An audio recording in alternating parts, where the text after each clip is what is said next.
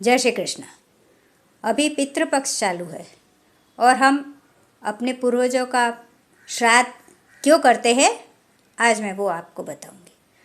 आजकल क्या कहा जाता है कि कौवे के अब पूर्वज बन गए हैं जो कौवे आके खाना खाते हैं। हमारे पूर्वज कौवे बन गए इसलिए खाना खाने आते हैं। नहीं, ऐसा नहीं होता है। कौवों को खाना क्यों खिलाते हैं, कुत्तों को रोटी क्यों देते हैं, गाय को गौग्रास क्यों देते हैं, आज मैं वो आपको बताऊंगी। श्राद्ध के दिन हम लोग कौवों को खाना खिलाते हैं क्योंकि धर्मराज इससे शांत होते हैं। धर्मराज के पास अपने कहते हैं ना, राई राई और तिल तिल का लेखा लेते हैं। वो उधर एक राई के दाने से लेके तिल के दाने तक का लेखा जोखा होता है उनके पास।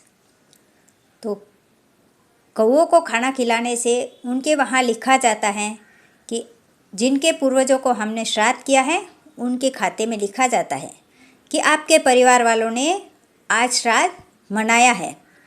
इससे धर्मराज शांत होते हैं, इसलिए हम कौवों को खाना खिलाते हैं। कुत्तों को रोटी क्यों देते हैं? कुत्तों को रोटी देने से मार्ग देवता शांत होते हैं। जैसे कि आत्मा यहाँ से जाती है तो उन्हें मार्ग में बहुत सारी बाधाओं का सामना करना पड़ता है। तो उन बाधाओं को शांत करने के लिए हम कुत्तों को खाना खिलाते हैं। गाय को गौग्रास क्यों देते हैं? रास्ते में वैतरना नदी आती है जिसको पार करना बहुत मुश्किल होता है और उनकी यातनाओं को शांत करना बहुत मुश्किल होता है। गाय को रोटी और गौग्रास देने से वो जो यातना है उन्होंने भोगी है वो शांत होती है। इसलिए हम गाय को गौग्रास देते हैं, गाय को खाना खिलाते हैं। अब खाना देते हैं वो कैसे रखना है, कैसे करना है, क्या बोलना है, वो मैं आपको बताती हूँ। केले के पत्ते पर खाना पाँच बार रखें। ये 5 बार क्यों रखते हैं? हम उनसे ये प्रार्थना करते हैं कि हे भगवान, हमारे जो भी पूर्वज ऊपर गए हैं उन्हें कीट, जीव, जंतु, पशु, पक्षी ऐसी नीच योनि में फिर से जन्म न दे।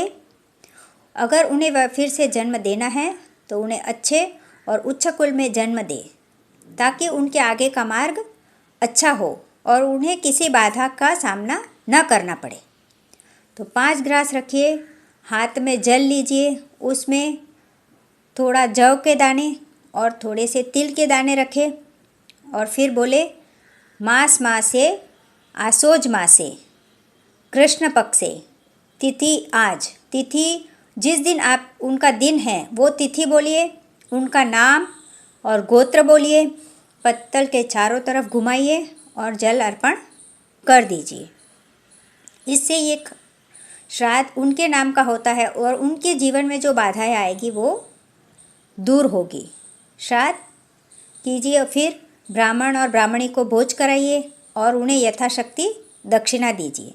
ब्रह्म भोज के बिना श्राद्ध अधूरा माना जाता है। चाहे 1 हो 2 हो, आपके यथाशक्ति जितना हो उन्हें ब्रह्म भोज कराइए और उन्हें यथाशक्ति दान दक्षिणा दे दिए। इस तरह से श्राद्ध कीजिए। और जो भी रजस वाला या सूतक में हो वो कृपया इस अनाज या रसोई को हाथ न लगाए, जिससे दोष लगता है। तो श्राद्ध हम उनकी आत्मा की शांति और उनके आने वाले मार्ग में बाधाएं न आए इसलिए श्राद्ध मनाते हैं, न कि हमारे पूर्वज कौवे बन गए और वो खाना खाने आते हैं।